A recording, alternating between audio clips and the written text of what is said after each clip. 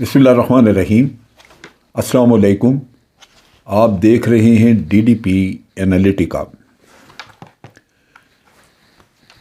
मुल्क की माशी हालत इस कदर ख़राब हो चुकी है कि इसके बारे में कुछ न कुछ करने की ज़रूरत है और हुकूमत सरगर्दा है कि कोई न कोई हल निकाला जाए।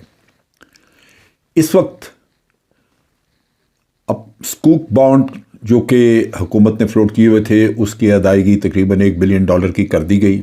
आप डिफ़ॉल्ट से बच गए, लेकिन आपके रिज़र्व्स इतने कम हो चुके हैं कि इस स्टेज के ऊपर यूँ लगता है कि आप कारोबार ज़िंदगी चला नहीं सकते। पहले ही हुकूमत ने जो इंपोर्ट्स हैं वो तकरीबन बंद की हुई हैं, LCs खुल नहीं रही।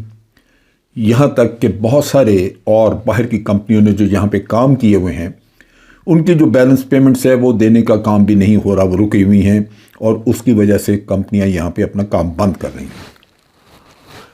ये एक ऐसा मसला है जो कि दिन ब दिन बिगड़ रहा है, ख़राब हो रहा है और इन हालात में भाग दौड़ की जा रही है कि कहीं से पैसा इकट्ठा किया जाए। IMF के साथ जो बातचीत जारी थी उसमें IMF ने जो सख्त कंडीशंस तजवीज़ की जिससे महंगाई और बढ़ती, जिससे बहुत बोझ आना था आवाम के ऊपर, और पहले ही फ्लड्स वगैरह की वजह से, सैलाब जो यहाँ पे आए उसकी वजह से जितनी तबाही हुई थी और जितना लोगों का नुकसान हुआ वो पहले ही पिसे हुए हैं, दबे हुए हैं और ये बड़ा मुश्किल है कि उनके ऊपर मज़ीद बोझ डाला जाए। लिहाजा हुकूमत मजबूर थी कि वो IMF के साथ फ़िलहाल एग्रीमेंट ना करे और इसहाक डार साहब ने कहा कि हम अपने लोगों को तकलीफ़ नहीं दे सकते, IMF की कोई परवाह नहीं। लेकिन बैक चैनल पे IMF की मिन्नत समाजत की जा रही है, कोशिश की जा रही है कि इस क्रिसमस से पहले स्टाफ लेवल पे कोई एग्रीमेंट हो जाए। होता नज़र नहीं आ रहा और इसके बाद IMF का जो इजलास है वो जाके कहीं 10 जनवरी के बाद होगा, लेकिन उस वक्त तक हालात क्या होंगे ये कोई नहीं कह सकता, क्योंकि माशी हालत हर गुजरने वाले दिन के साथ गिर रही है। पाकिस्तान पहले शायद कभी भी इतना मजबूर नहीं था और इन हालात से दो चार नहीं था। इस हर खेल में तबाही मची है रजीम चेंज के साथ। तभी मैं बार बार कहता हूँ कि रजीम चेंज के मामले में सुप्रीम कोर्ट को इंक्वायरी ज़रूर करवानी चाहिए थी, एक जुडिशल कमीशन बना के। मैं समझ नहीं सका कि क्या रुकावट है, क्योंकि जो कुछ भी अभी तक हुआ है, जितनी तबाही इस मुल्क में मची है, उसकी बुनियाद और उसकी जड़ वही रजीम चेंज का किस्सा है। अगर रजीम चेंज ना होती तो इकॉनमी में ठीक है ख़राबी थी, बहुत बेहतरनी हो रही थी, लेकिन फिर भी स्टेबल थी। अब हुकूमत ने एक काम किया है कि सऊदी अरेबियन गवर्नमेंट को रिक्वेस्ट की, 2 हफ्ते पहले रिक्वेस्ट की थी कि आप हमें $3 बिलियन डिपॉजिट रखवा दें हमारे बैंकों में और तकरीबन 1.2 बिलियन हमें डेफर्ड पेमेंट के ऊपर तेल इंपोर्ट करने की इजाज़त दे दें। वो बातचीत आगे बढ़ी है, लेकिन अभी तक वो किसी ऐसी नैच पे नहीं, बावजूद इसके कि हुकूमत तवक्को करती है कि उस पर जल्दी फ़ैसला होगा, लेकिन फ़ैसला हुआ नहीं है अभी तक। अब चीज़ें आगे कैसे चलेंगी? सऊदी अरेबिया ने पहले ही हमारे बैंकों में $3 अरब रखवाया हुआ है, जो कि जिसकी मुद्दत ख़त्म हो रही थी पिछले दिसंबर में।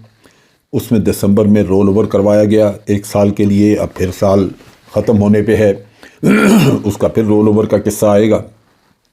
उसके अलावा पिछले साल का 1.2 बिलियन यानी $1.2 बिलियन का तेल का था, इसी तरह ही डेफर्ड पेमेंट पे, जो कि चल रहा है।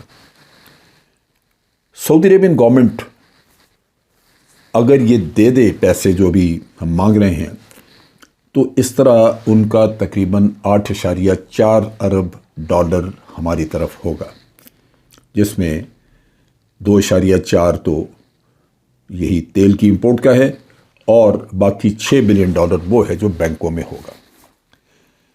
लेकिन उससे आपको कुछ वक्त गुजारने के लिए मोहलत मिल जाएगी, कुछ आपके अंदर جان آ جائے.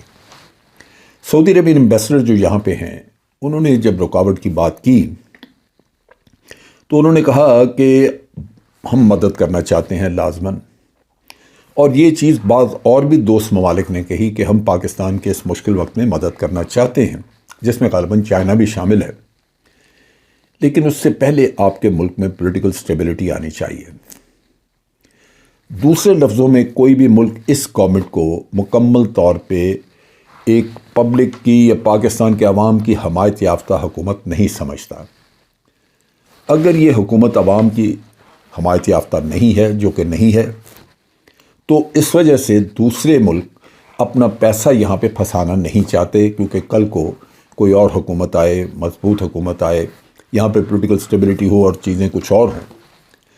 اس کے علاوہ ان کا کہنا یہ ہے کہ معاشی ترقی کے لیے لازماً آپ کو پولیٹیکل سٹیبلٹی چاہیے. جب تک ملک میں امن امان اور سیاسی سرگرمیاں نارمل نہیں ہوں گی، آپ کے ملک میں انویسٹمنٹ کوئی نہیں کرے گا اور اس کے ساتھ ساتھ آپ کے اپنے بزنس میں بھی کمی آئے گی، دن بدن کمی آئے گی. اور جو آئی ہے ابھی صورتحال یہ ہے، یہ فارن ایکسچینج آپ کا آج میرا خیال ہے کہ ہمارے پچھلے 8-10 سال میں سب سے زیادہ کم سطح پہ آج فارن ایکسچینج آپ کا ریزرو ہے.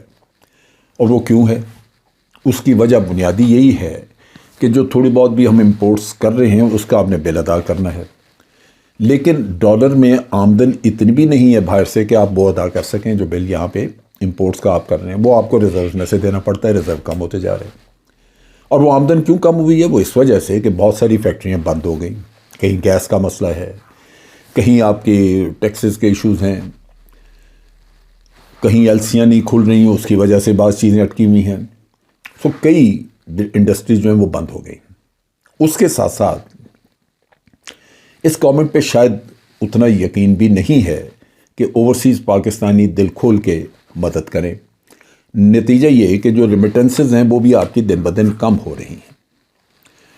اب اس سلسلے میں اسحاق ڈار صاحب نے صدر مملکت سے جا کے 2 میٹنگز بھی کی ہیں، اور میٹنگز میں بنیاد یہی ہے کہ آپ کسی طرح مدد کریں. اور لازماً پی ٹی آئی کی طرف سے وہی ہے کہ یہ اسٹیبلٹی جو بھی آپ لانا چاہتے ہیں وہ تبھی آ سکے گی اگر آپ الیکشن کروا دیں. الیکشن کے معاملے میں حکومت تیار ہے کہ ہم چند ہفتوں میں الیکشن وغیرہ کر دیتے ہیں، لیکن ساتھ وہ یہ کہتے ہیں کہ پی ٹی آئی پارلیمنٹ میں آ کے بیٹھے تاکہ وہاں بات چیت ہو اور فیصلے جو ہیں وہ پارلیمنٹ میں کر لیے جائیں. میں ذاتی طور پہ یہ سمجھتا ہوں کہ پی ٹی آئی اگر اس وقت پارلیمنٹ میں جاتی ہے تو پی ٹی آئی کے سارے بیانی میں جو کچھ جوش، گرمی اور جو حرارت ہے وہ سب نکل جائے گی. اس کی بنیادی وجہ یہ ہے کہ یہ جو حکومت اس وقت ہے یہ پی ٹی آئی کو ہر حالت میں پارلیمنٹ میں اس لیے لانا چاہتی ہے کہ یہ تاریخ میں ایک لیجیٹیمیٹ گورنمنٹ کہہ رہا ہے، جبکہ یہ لیجیٹیمیٹ ہے نہیں. پی ٹی آئی اس کو امپورٹڈ کہتی ہے، جبکہ میں اس کو ایک ناجائز گورنمنٹ کہتا ہوں جو کہ ایک سازش کی بنیاد پہ بنائی گئی. لہٰذا ان حالات میں پی ٹی آئی کو میرے نقطہ نگاہ سے پارلیمنٹ کا حصہ نہیں بننا چاہیے. آفٹر آل اگر آپ نے الیکشن چند ہفتوں میں کرانے ہیں تو آپ کو تاریخ اناؤنس کرتے ہوئے کیا پرابلم ہے؟ ملک کا مفاد یہ ہے کہ آپ الیکشن کرائیں. آپ کو باہر سے دوسرے ملک کہہ رہے ہیں کہ ہم مدد کرنے کے لیے تیار ہیں، لیکن آپ کے ہاں پولیٹیکل سٹیبلٹی نہیں ہے. اور آپ سب جانتے ہیں بچے نہیں ہیں، آپ کو پتہ ہے کہ پولیٹیکل سٹیبلٹی لانے کے لیے ایک جنرل فیئر اور بالکل ٹرانسپیرنٹ الیکشن کرانا ہوگا، ورنہ الیکشن کرانے کے بعد اس سے زیادہ بڑی انسٹیبلٹی آ سکتی ہے اگر آپ لوگوں نے وہی حرکتیں کی جو پہلے آپ کرتے آئے ہیں کہ ہر الیکشن میں ڈنڈی ماری، اس میں ریگنگ کی، اس میں ہر طرح کی دھاندلیاں. وہ چیز چلے گی نہیں، اس سے مزید ملک تباہ ہوگا. تو ضرورت اس بات کی ہے کہ آپ ایک فیئر اور ٹرانسپیرنٹ الیکشن کروائیں جتنا جلدی ہو سکے. سننے میں یہ آ رہا ہے کہ کیئر ٹیکر سیٹ اپ کے لیے ابھی سے بات چیت شروع ہو چکی ہے. آج اگر یہ معاملات طے پا جائے اور یہ الیکشن 3 مہینے کے بعد ہو جاتے ہیں تو جو بھی گورنمنٹ آگے بنے گی وہ کم از کم اگلا بجٹ جون کے شروع میں دینے کے اہل ہوگی. اگر ہم الیکشن ڈیلے کرتے جائیں گے تو یا تو یہی پی ٹی ہوئی گورنمنٹ آپ کو بجٹ دے گی، یا گورنمنٹ بننے کے بعد کہیں جا کے دوسرا بجٹ لانا پڑے گا، ریوائز کرنا پڑے گا۔ تو بہت ساری مشکلات اور اس کے ساتھ ساتھ ٹائم بریکٹ بھی پہلے کی نسبت چھوٹی ہوتی جا رہی ہے۔ تو اگر ان لوگوں نے ہوش کے ناخن نہ لیے تو میرا نہیں خیال کہ دوست ملک بھی مدد کریں گے، یا یہ کہ آپ خود بھی کوئی اپنے لیے بہتری کر سکیں گے۔ سو ہر حالت میں ہر چیز جب آپ ڈسکس کرتے ہیں تو اس کا ایک ہی نقطہ جس کے اوپر آ کے سارا فوکس ہوتا ہے وہ ہے الیکشن۔